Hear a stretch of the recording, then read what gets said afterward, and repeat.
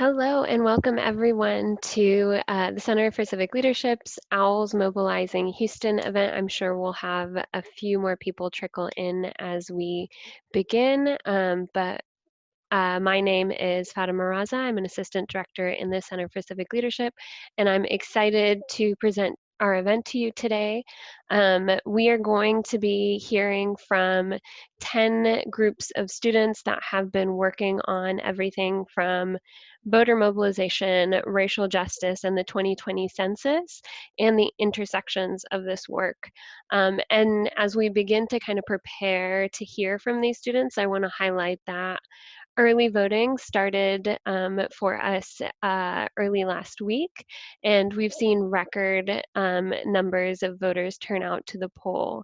At this time, Texas is leading the nation in early voting numbers. And I think that while this is certainly due to a different confluence of factors, I think the work that our students are doing is certainly part of that bigger picture. So I wanted to just kind of um, provide that context for you all.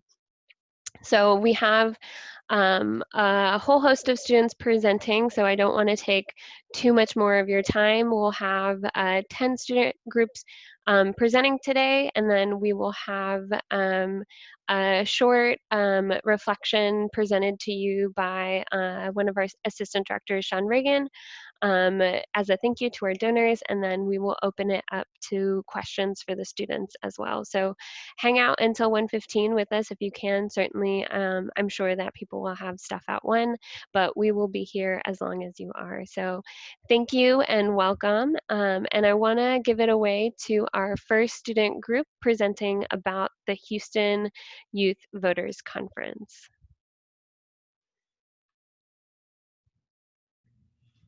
Hello, everyone. Hope you guys can see and hear me. My name is Daphne Flores, and I'm the president of Civic Duty Rice, which is a nonpartisan club on campus focused on civic engagement. And we put on annually, this is the third Houston Youth Voters Conference, and it is a student-led, nonpartisan. This year, because of COVID-19, it is a 4-part webinar series instead of a 1-day, 5-hour-long conference. And it's on Saturdays from 1 to 3 p.m. And already we have had the voter suppression webinar back on September 26th, the COVID-19 and the election webinar on October 10th, and the voter empowerment webinar is coming up this Saturday. So we're really excited to put on our third webinar. Basically, the focus of each webinar is to tackle certain topics that are pretty salient this election season and educate people on these different topics. So for voter suppression, we had presenters talk about what it is, who it impacts, and specifically how it manifests itself in Texas and elsewhere. COVID-19 in the election, we brought in Harris County Clerk Chris Hollins, and he spoke about the SAFE initiative and voter safety and a little bit about youth empowerment and how we can help. And voter empowerment coming up, we have the importance of youth voting and youth participation, and of course the importance of down ballot races as well. And a big component of this year's voters conference is action items. So at each of our webinars, we've been doing phone banking, text banking, and in this upcoming one, we'll be making a plan together. And we will also be doing a social media campaign. And for the student activism one, we will be having a club and organization fair. Something that we really pride ourselves in is that we have a very large organizing team. So we have 20 students from 6 different universities and colleges, and also a student from Carnegie Vanguard High School. And actually there's a new addition made fairly recently from the Energy Institute High School. And yeah, you can check out what we've been doing at HTX Youth Voters on Facebook, Instagram, and Twitter, and also check out the Civic Duty Rice website, in which there's a Houston Youth Voters Conference tab. So I look forward to answering any questions. And I'm also joined here today by the Civic Duty Rice Vice President, Carolyn Daly, and Mason Reese, who is our treasurer, but also the election day election judge for the Rice polling location.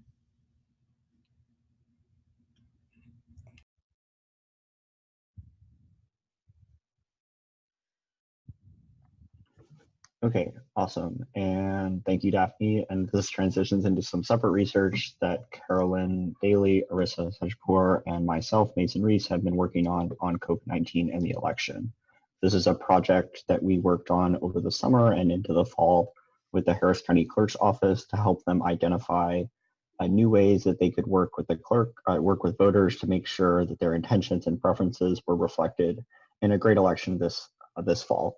And so first to start off with that impact, as Fatima mentioned at the start of this presentation, Harris County has seen record turnout. There's really been an amazing response to the different ways Harris County's made voting safe. And our research is one of the many ways we were able to support the clerk in that effort. And so we surveyed over 12,000 voters on their preferences and intentions in 3 different surveys. So we surveyed them once in August, right after the July election, when the clerk sort of test ran a bunch of their new initiatives. And then we surveyed them again more recently to gather their latest intentions and preferences. And we also resurveyed some of those August voters in order to gather how they may have changed their preferences over the past months.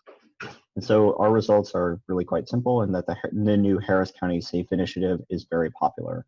There has been some people who we would say it has really no impact on their way to vote in November, but we recognize that these are like sort of the extremes of the population. There are people who will not be deterred by literally anything to vote, and there are some people who, no matter what the clerk does, they're simply unable to vote in person, perhaps because they live and work with some elderly people, or they feel that they are too health compromised to go and vote in person. And so overwhelmingly, all the different initiatives the clerk has put forward are popular, and this manifests itself in the amazing turnout this past week. And then we also note that voters are planning to switch to safer voting methods this fall. So historically, election day voters are switching to early voting or to mail-in voting, and historical early voters are switching to mail-in voting.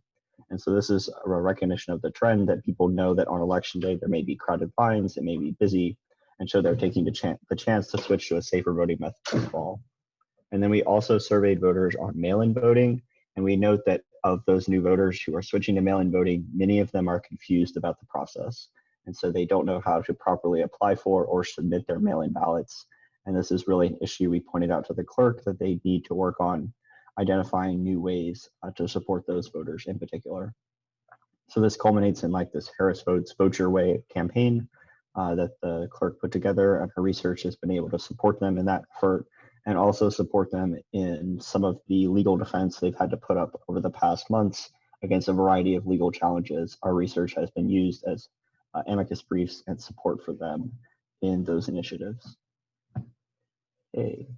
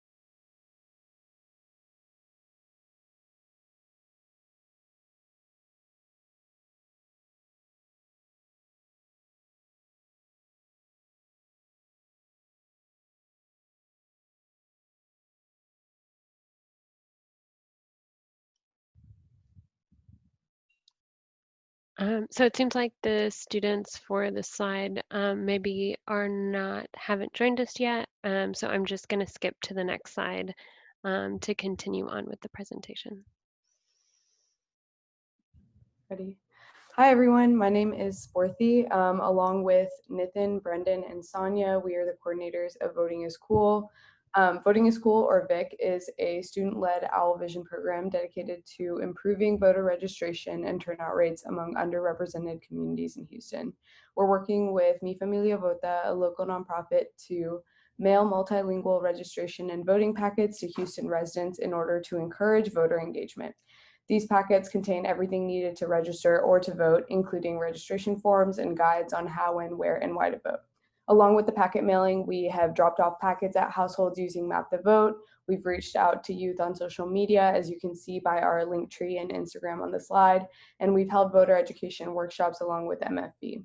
Because COVID-19 has made traditional outreach difficult, we hope that our efforts will promote voter turnout in a safe manner. We are currently working with a group of 7 RICE participants who we meet with weekly to hold critical discussions on voting efforts and civic engagement. So far, our voter registration phase resulted in us sending out 47 voter registration packets along with 67 voter registration forms because some people requested multiple voter registration forms. Additionally, the Map the Vote effort during the voter registration phase resulted in the drop-off of 350 voter guides to households in which people were not registered to vote. And so in total, we reached around 400 people through our voter registration phase. For the voter turnout phase, we have already mailed out 50 voter guides to individuals on the youth database that Mi Familia Vota provided us, and we hope to reach a total of 500 people. Our Instagram also has reached around 100 followers, and we hope to continue that effort. And along with the Map the Vote effort, we will be creating a visual diagram to demonstrate the areas of Houston that we were able to target and reach. The OWL Vision Grant made our entire project possible. It provided the funding for our supplies and compensation for our participants. The Center for Civic Leadership provided the support, feedback, and guidance to plan our project, as well as continue to develop it as we faced new issues and of like voter registration and voter turnout for the past 2 months. And in relation to our project, we hope that everyone continues to mobilize and continues to get out the vote. Please reach out to family, friends, anyone in your community. And if you would like voter turnout materials or information, we have plenty of supplies that we would be more than happy to share with anyone. They are accessible through the link tree and through the Instagram. Thank you so much.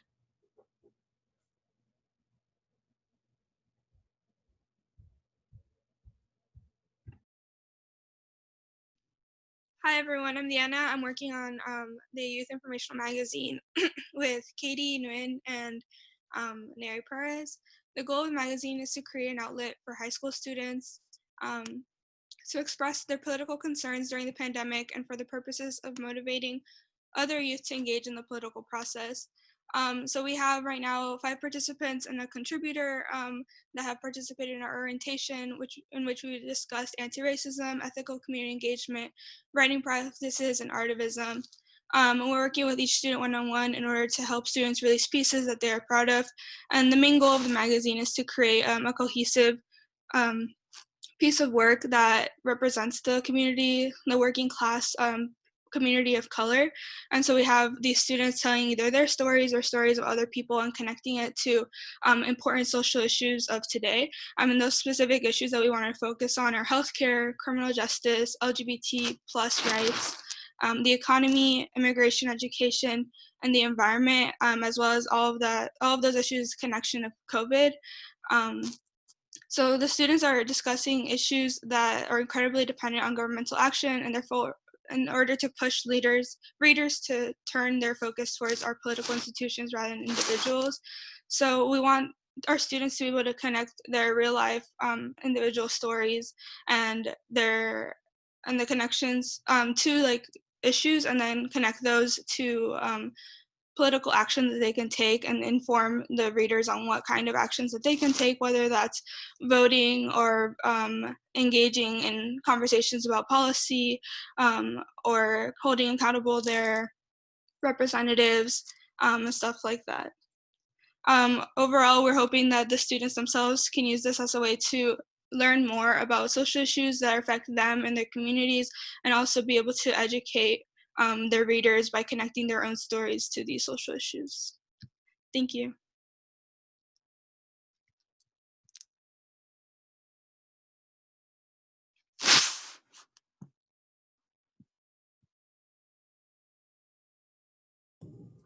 Hi, my name's Daniel, and along with Ashna, Alonso, and Yvonne, we've been working on voter registration and census completion for patients in the Harris Health System, and also a little beyond that as well. The reason why we kind of focused on this subset of the population is that Harris Health comprises a large majority of the safety net system for patients in the Houston area, and a lot of patients who use Harris Health are often patients who are also people who use other social services that are impacted by the census, such as food distribution. And so we thought it'd be very, very, very important to look at these patient populations and get them involved in the civic process as well, because they're a large majority of the people who are interested in these kinds of services. And so the way that we approached this was we wanted to better understand the population. So we did that by reaching out to a lot of organizations such as Mi Familia Vota, BLM Houston, Baker Ripley, and we were working with the city of Houston. And from there, we were able to get more information about the important programs that their clients are interested in. One that's been very, very important during the pandemic has been food distribution, especially at Baker Ripley. They've been doing several distributions over the course of past few months. And many of the people who are using these distributions, they've also been trying to get involved with voter registration and census completion. And so the way that we've been assisting is that we've been researching the needs that they're mentioning and creating flyers that you can see on the screen that provide some extra information about the census and voter registration that would be important to these specific populations. For example, a lot of the clients are very worried about their data security, and so we did a lot of research to better understand how the data would be used, and also questions about citizenship and immigration, just to provide extra information and keep people confident about the census process. In addition, we worked with medical students working in the ambulatory clinics to provide flyers that you see in the bottom right that have important information on voting dates, registration, where to vote, and other things like that. Ashna, would you like to talk about the next steps that we're taking? Yeah, sure. So some next steps that we're taking are we're planning on encouraging voting among the community. So we're planning on adding to our social media campaign and just like putting out more information about stuff that we might need at the polls, or just extra information about how to prepare for getting ready to vote. And so we would hope to spread awareness, clarify misconceptions, and have more like personal interactions to talk about civic engagement and overall the importance of voting. And I think Daniel and I like both agree on this, in the fact that our team has really seen like a personal connection in how we've researched all these topics and gotten to know more about them. So we've been able to have more personal talks about our family, with our family and our friends and those around us.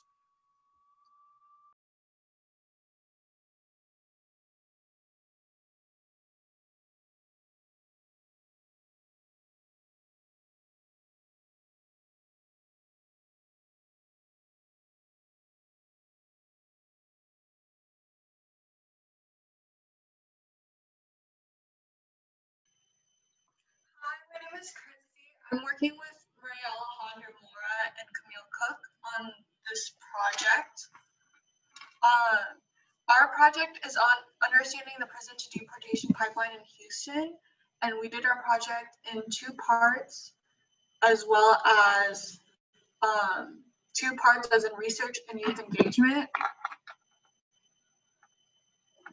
So our project was looking at how the prison to deportation pipeline works in Houston in regards with the sheriff's office and their relationship to ICE. We found that this related a lot to the election and anti-racism and COVID, because in COVID, a lot of bails and ICE holds were being put on non-citizens. And it was really, really hurting them. Additionally, because a lot of ways that non-citizens can be based on racist biases by the police department.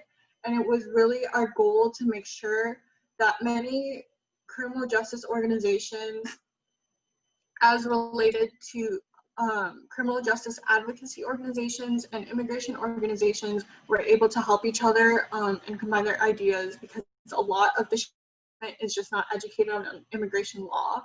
And lastly, this affects the election, because many of us do need to learn and understand these issues, and if they aren't, it is our job as voters to push them into understanding these issues more. Yeah, so our program kind of grew out of our Learn Me internship, which is the summer internship through the CCL. Sean Reagan kind of challenged us to take our project and our ideas out of Rice and out of the CCL into like more like the Houston community. So that kind of like we applied to this and got into it. Essentially, we wanted to learn more about the prison to deportation pipeline in Houston and how it's been affected by COVID. And at this point, our research is primarily just like talking with stakeholders about how like things are working, because there's a lot of confusion about exactly how COVID is affecting everything. So essentially, we're just trying to do a study of this law called SB4 and see the relationship between the sheriff's office and ICE, and to kind of better understand what's going on. And so in terms of youth engagement, I will be talking about the internship we created for the youth working with us. It's a 10-week internship where the youth are able to choose from 4 different projects to be placed in, all regarding the prison to deportation pipeline in Harris County in the context of COVID-19. The 4 projects consisted of candidate research, international criminal justice and immigration system comparison, social media outreach, and relearning Houston's racist history. This was all done with the goal of engaging the youth to understand the pipeline in their communities while providing a medium for them to educate and reach out to their peers / work on preparing policy proposals.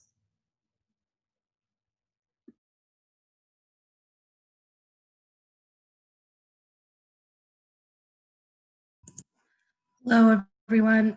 Hi, I'm Senna. I'm a senior here at Rice, and my project was focused on increasing representation of hard-to-count communities in the 2020 census.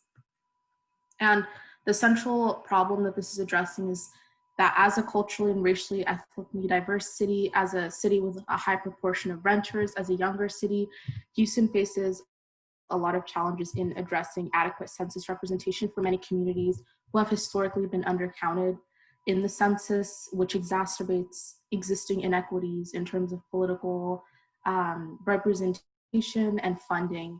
The city of Houston actually stands to lose around $1,500 for every person who's not counted in the census.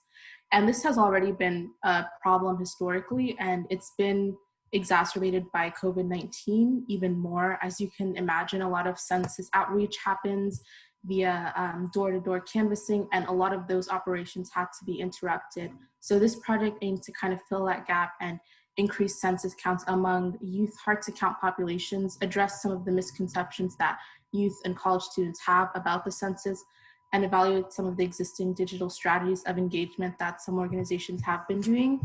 And so we developed a presentation for the Houston Youth Voters Conference on census suppression. And this was actually a great learning opportunity, just engaging with the learn level students about what strategies would best meet people at the level where they're at. And also, in case you've been keeping up with the news, the census has been having a lot of updates, like daily, weekly. And so just keeping up with that was also really interesting, because it did definitely change the scope of the project at times. And it also really helped me understand like how suppression occurs actively. It's not just a historic phenomenon, it's definitely occurring actively. And there's lots of lawsuits and motions, and yeah, I definitely don't want to get too bogged down in the details, but that was an interesting component for me to learn about. We also collaborated on the social media campaign with the previous Owl Vision presentation in the Ben Taub group with Daniel and Harna, and mentored 5 learn level students and engaged with students across Houston about the census. And we are finally working on developing a report of the digital strategies that are used for census engagement, and hope to have some concrete recommendations moving forward that can be not only used for the census, but any future political or policy outreach. Thank you.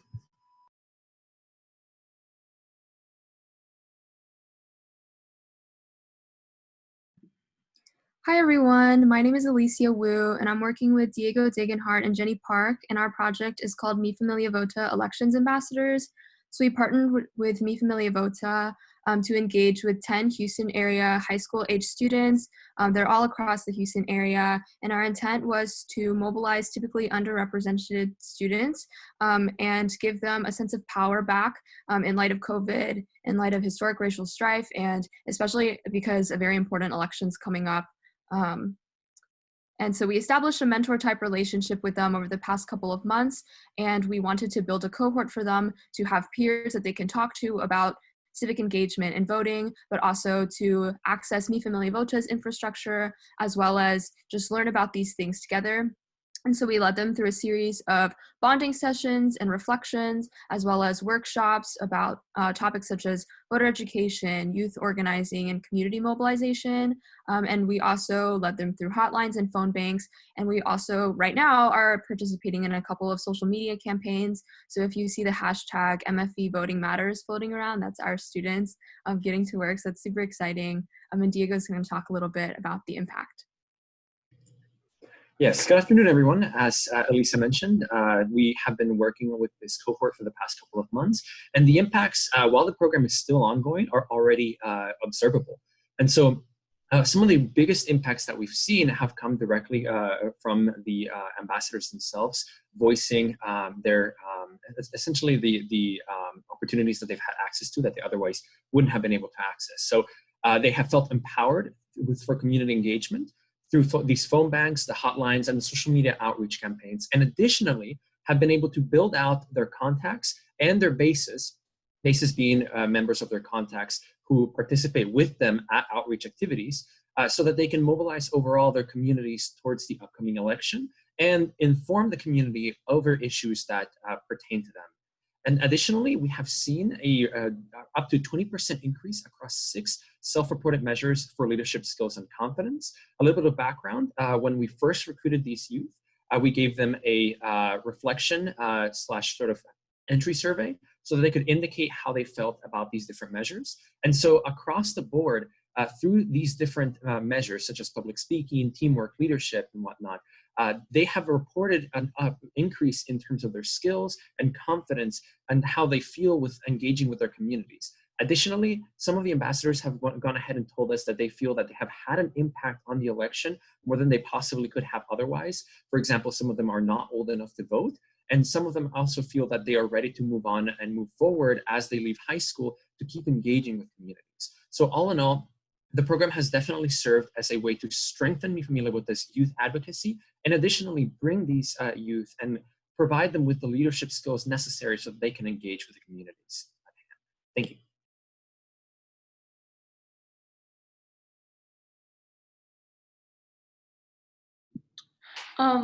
So this is me and Sam Holloway's project, the impact of COVID-19 on communities disproportionately exposed to air pollution. So for our Owl Vision Grant project, we partnered with members from Airlines Houston, Link Houston, and Texas Southern University, as well as community members across 3 distinct neighborhoods in Houston that are disproportionately exposed to air pollutants. And we have worked with this team to conduct research on the effect of COVID-19 on these communities, as well as the effect that COVID-19 has had on public transportation in these neighborhoods. So as we're learning more about the coronavirus, a lot of information has come out showing links between heavily polluted areas and areas that already have environmental concerns, as well as the impact and severity of COVID-19 on these communities, as well as additional factors such as poverty, income level, access to healthcare that could result in higher rates of COVID-19 and increased severity of the virus. So our research hopes to contextualize these within the city of Houston, as well as use focus groups to rely on individual experience and testimony to kind of, I guess, add a more human aspect and kind of add this personal narrative to all this data that's coming out. So yeah. And the products of our research are multiple. So through our involvement with this research group, we're hoping to, as Emily said, engage focus groups following the election to determine what the best avenues for activism are and what the best ways to start addressing the COVID-19 situation and as it relates to pollution and transportation issues in these neighborhoods. So the research group that we're working with specifically chose to focus on the 3rd and 5th wards of Houston, as well as the Gulfton neighborhood, due to their high demand for transportation, which is correlated with several other social need factors as well. And so we created a voter information website, which is the QR code you see here if you'd like to scan, providing information about how all politicians on the ballot in these areas for national and local races have responded to COVID-19 and the environment, or how they're planning to respond, just so people understand as they're going in to vote, maybe what ways they can engage through the voting process with these immediate term issues of COVID and air pollution in their neighborhoods. And as Emily mentioned also, we're going to be doing those focus groups and those town hall events later on to figure out sort of where we go after the election and what avenues exist for engaging newly elected politicians to improve the air quality situation by means of also working on transportation accessibility. And we're also working on written reports, including a literature review of COVID-related and air pollution-related materials, culminating in recommendations for policymakers.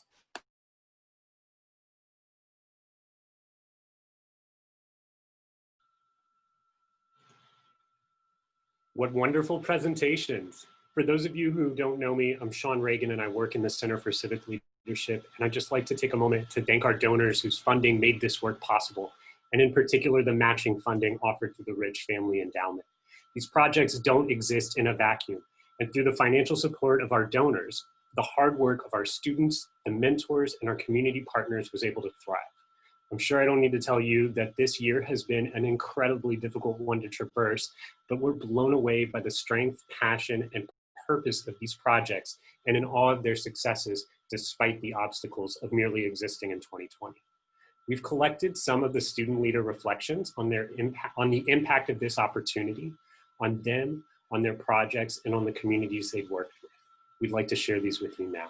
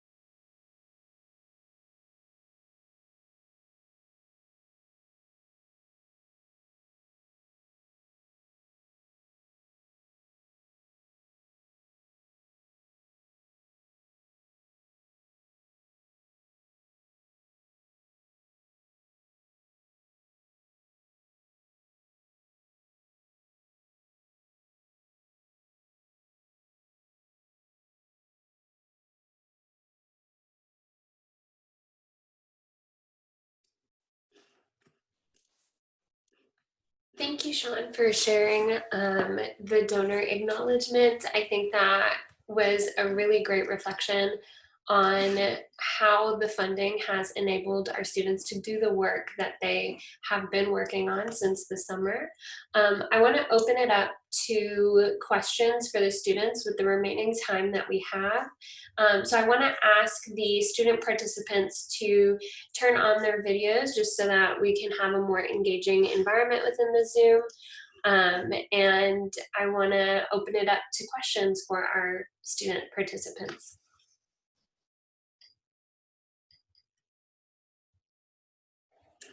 I think maybe the easiest way to kind of navigate this would be if you have questions, if you want to like raise your hand or just jump in. I think we can kind of popcorn and see how this goes.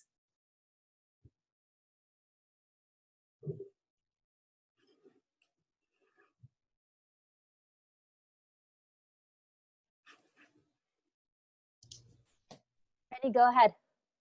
So I just, on behalf of the Rich family, and my sister Sharon is on, as well as Mary Klein, we just want to thank all of you for your hard work and dedication.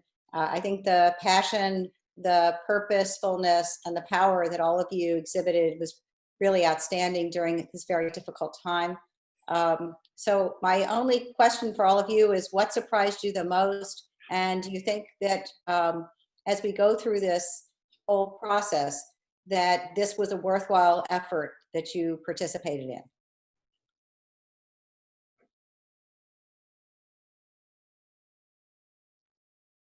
Carolyn, I see your head nodding, so I'm going to ask you to answer Vinny's question first. Definitely. It's so nice to meet you, and thank you so much for funding all of our projects.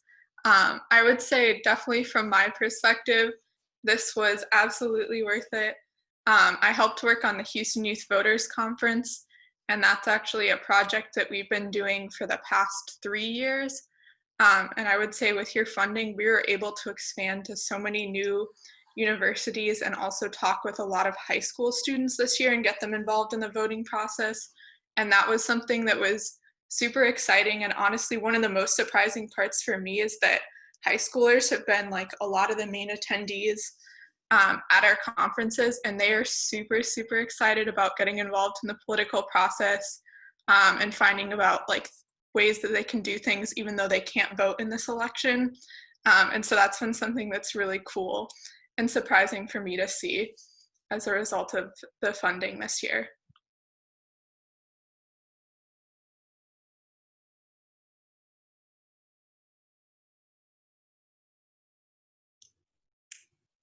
Diego, do you have something to add? I'd be more than happy to. Well, as well, thanks to the funding, our project has been able to carry on throughout the past couple of months. And it's definitely been fulfilling in terms of seeing the impacts on these students and being able to have these mentorship relationships. Students have come in and, there were some difficulties with building up the cohort in the beginning because they were so demotivated due to the lack of opportunities as a result of COVID. In addition, a lot of them have expressed that they have learned things that they otherwise would have never learned through regular school or through their current involvement. And so it has definitely worked extremely well in terms of allowing us to really build the next generation of leaders, even if they're essentially part of our generation, but just getting ready to shape the future. So thank you very much for that.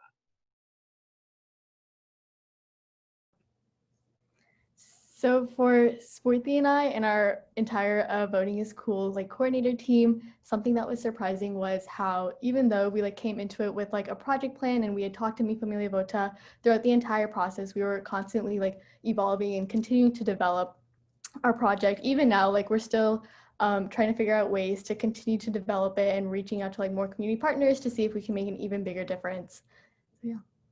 Yeah, and I think we definitely think that it's been worth it just because even though we aren't necessarily following the plan we originally thought that we would go down, I think that we've been able to reach a really broad range of people and youth in the Houston community, and also engage other Rice students. There are some new students who haven't really had exposure to this kind of an opportunity, and it's really exciting to talk to them about the issues that they're seeing and how they want to go forward in their Rice careers and engage as well.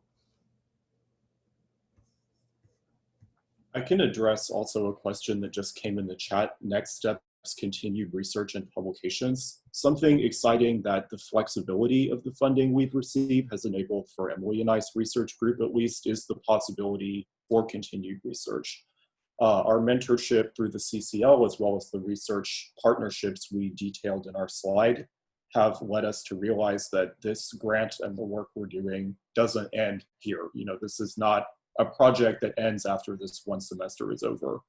And so there are opportunities for our group, at least. We're continuing our involvement with this research group, which again, the grant money has made possible for us to expand our reach and to offer to them the use of research participants that we're funding, as well as the chance for us to contribute productively to further events that they're holding down the line and for us to become meaningful members of the research team.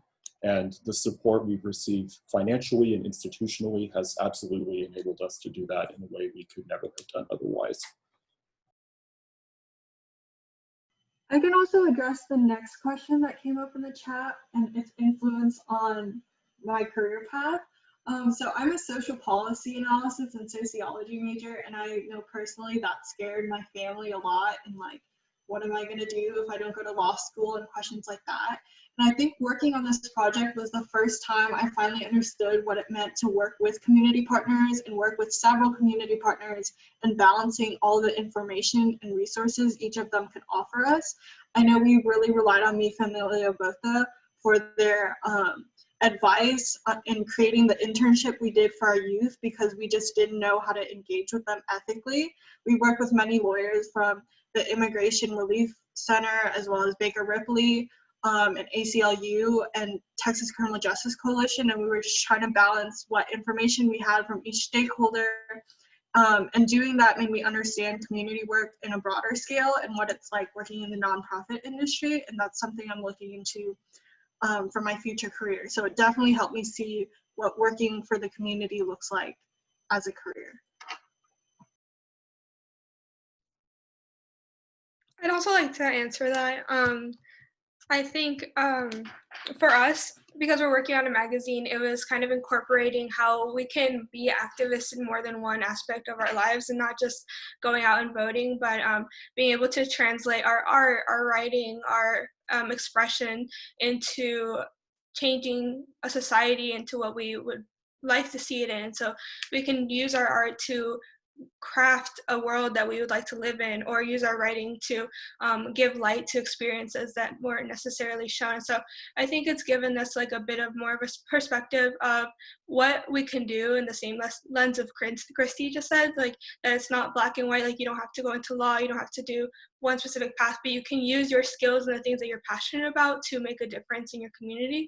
And I think that was really cool for us.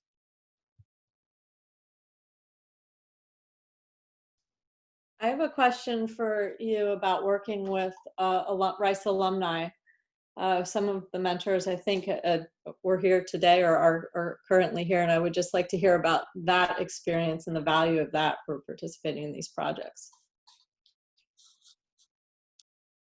I can speak a little bit on this. I feel like me and Sam have, I think like we've worked with two Rice alumni, like all the other groups, and I think something that's been really helpful is as our project has shifted from our original, what we received the grant for, as it's like developed more and as we've like adapted more to the needs of our community partner and the needs of the organizations we're working with and the communities we're working with, I think like we were a little apprehensive, like, oh my gosh, like this isn't like what we thought it would be, and well, it's like turning into something really exciting and really great. Like I think having our mentors have helped kind of like stem this like fear of like, oh, like is this okay if we like shift this focus or if we take on this aspect of the project? Like, so I think having people who have been in situations similar to ours kind of validate like the growth of the project and the shifting focus has been like a really valuable resource. And also just getting their insight and connections, like one of our like mentors like gave us like some GIS resources that like helped our project go a lot smoother. And so I think just like having their insight and also just like having someone be there who's gone through a similar experience at Rice before really recently and has like successfully come out of that is really helpful. I can also add to that. So we have also two mentors and they have been really great. And I think that one of the big components is having someone for accountability and adaptability, especially now that we're in COVID.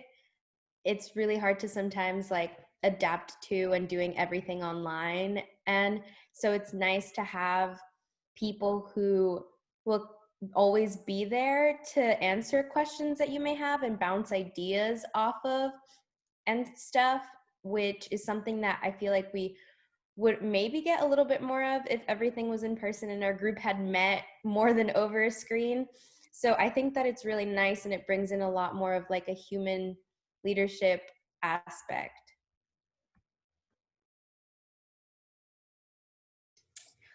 I want to thank all of the mentors that are here today for participating in the Owl Vision grants, and I'd love to kind of get some introductions and hear from you about your own experiences, being able to kind of work with the Owl Vision grant teams on their projects.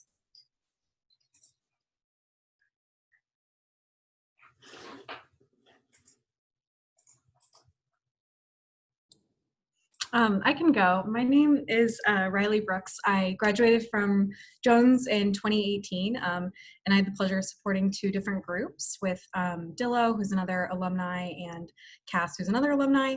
And I actually just want to say thank you so much to the Rich family. I feel like collectively you have supported so many projects I did in undergrad for the CCL, and I currently work in the field of social impact. I'm based in Washington, D.C. and work for Ashoka, which is an organization leading the field of social entrepreneurship. So it's everything has led me to be able to do this. But I think what was so fun about working with the students is that it provided this connection to our university experience that felt like we could actively contribute to something, especially when students are struggling with finding purpose and how do you navigate this changing landscape and what is the role of students in a university in the city in which they work in such critical social issues. And so I think this was such a fun opportunity to be able to provide that mentorship and experience, as well as myself feeling like I can meaningfully give back to a university that gave me so much, even if it's not in a financial sense right now. But how could I enable other students to find their power to be able to promote kind of the spirit of civic engagement and service learning. So I just want to say thank you, and it was a really fun experience. And I see Schmeat, so I'm gonna throw it to him next. Thanks, Riley. Definitely want to echo all that Riley said. I just graduated from Rice past May from Will Rice, so just coming back and getting to mentor a lot of people that I knew and a lot of groups that I kind of knew what they were up to and knew how they got started was really motivating for me, because I saw how my own trajectory was really through them. I saw my own trajectory with the CCL, and it was really motivating and inspiring for me to know that all of them were continuing the work that I had done at Rice. I think I'm getting some echo. But I just really like to share my experience in my own path. I'm actually continuing a project I worked on with the CCL. I'm taking a gap year, and through the Rich funding, I actually got funding to continue this project once I graduated. So it's really been impactful for me too, as an alumni, like Riley said, to continue this work and see how we can kind of just share our experiences and our past experiences with the CCL with these groups, because as they all said, it was a really difficult year, and sometimes it's good to get some perspective from people outside of the project. And I think that was one of the biggest things we could help them with. I'll pass it to Saloni. Hi, everyone. So I just also want to add, similar to Riley and Smeet, that I gained so much from my mentors when I was at Rice, and I'm the kind of person that needs someone to talk things through with when I reach obstacles and have to adapt to certain challenges. And I found that my mentors at Rice were invaluable in that process. So just being able to play that role for other people, and both of our groups are doing amazing things, and it's been a really great experience working with them. And also just finding more challenges and obstacles as a mentor, which I didn't foresee. And being on the other side of things has been really interesting, and I've learned a lot through that process too. So it's been a great experience, and thank you for funding these experiences and giving us this opportunity to play on the other side of things. Thank you, Saloni. Do we have any more questions for our student participants? I see, oh, I'm sorry. I see a question in the chat. Yeah. I see a question in the chat about how we plan to continue participating with the CCL. I know personally my group met this summer. We've never met in person actually through Laramie. Our cohort met through our criminal justice cohort, and then we kind of got the idea from Sean to keep working on our research throughout the summer. And we bounce ideas off of each other all the time because we're super close friends now, even though we haven't met. We've talked about ASB and the Lowenster, and we all applied together. We talked through things together, and we're so excited about future CCL opportunities. So I can definitely say that we all plan on continuing participating in CCL programs. I just want to say that more specifically, even though we've never met, Christy and I, like in person, our group, Christy and I will be going into our third CCL project together. and teaming up for the Houston Policy Challenge on environmental justice. You know, she's just obsessed with me. I'm just kidding. And Camille, Christy, and I are all also looking into Lone Stern or applied to Lone Stern, just to different placements. So it's really nice that we like now became friends and want to continue doing things in the CCL. I guess I can also speak to that, but in kind of the opposite direction. So I'm currently a senior getting ready to graduate and I'm applying to medical school. So like my path at Rice kind of started with the Center for Civic Leadership when I participated in the Urban Immersion program over the summer before my freshman year. And then after that, I was able to participate in the Lone Stern program and work in Uganda with community health workers there. And so this is actually like a very long culmination of a lot of different projects. They also, UI, like the Urban Immersion program, actually got me interested in health disparities in the first place, and then led me to another organization at Rice called the Patient Discharge Initiative, where I worked really closely in the Ben Hub Hospital and the Harris Health System for the past 3 years. And because of that experience and like kind of seeing patients there, that was kind of what led to the idea for this project. And so, you know, all of this different stuff that I've been doing through the CCL over my 4 years at Rice, have kind of put me in this place for this project. And even looking forward, I think it's been really, really informative to my career in terms of what I want to do and what I think I'm capable of doing. I now see that like as a physician or as like a medical healthcare worker, you really are in a position where you understand patient stories better. You have the privilege of hearing about the barriers and challenges they face, and you're uniquely able to advocate for them in these ways. Like understanding that a lot of patients at Ben Hub Hospital require food distributions to keep up with normal healthy diets is something that maybe you wouldn't think about, but when you see like the kinds of patients who come in and the kinds of things that they're needing, you understand that better. And so like I definitely plan to carry on these lessons and the things that I've learned about the importance of working with community partners and having them know their people the best and their communities the best. And taking that forward in my career in the ways that I advocate for patients and that I keep patients civically engaged as well.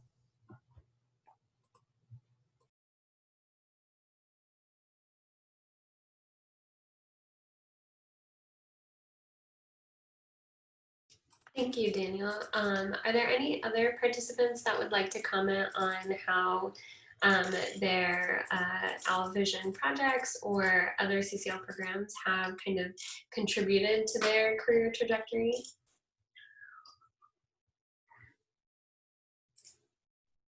I can go. So I want to say thank you, first of all, for funding all of the things through the CCL, because I am a scholarship student and I would not be at Rice without scholarships, and I much less would not be able to participate in these projects without all of the help that you guys give. And so I was super confused as to what I wanted to do with my life. I still kind of am, but I didn't know what, and I just knew that I wanted to help people or like make some type of positive impact, but I really didn't know how, and I didn't know like what that meant as a career, especially if I wasn't going to law school. And so taking classes through the CCL like were what made me realize, specifically the advocating for ideas to change the world, that I didn't want to study political science. I wanted to study social policy, because I care about like how policy is made and how it impacts different people. And so from there, I was able to go into like different CCL projects where I looked at like conditions in detention centers, and then this prison to deportation pipeline, and working with a Latino nonprofit. And they were all like really similar avenues. And so I think that like started to make me realize that I'm really interested in the rights of Latin Americans and Hispanics. And so I think that now is something that I really want to continue to translate into my career. And I know that I want to continue in like the social policy realm, whether it be directly in that or like intersection with the environment. And the next programs that I'll be doing are focusing on environmental justice, which I think will like help me map that out, which is just to say that all the projects that I do, like kind of give me a better sense of how I can actually apply the things that I'm passionate about and help certain groups that I'm passionate about. So I think that it's just giving me like an idea of what a career could look like in that sense.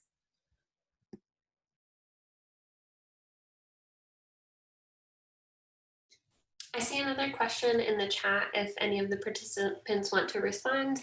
How do you kind of foresee continuing the work that you're doing beyond the election as well?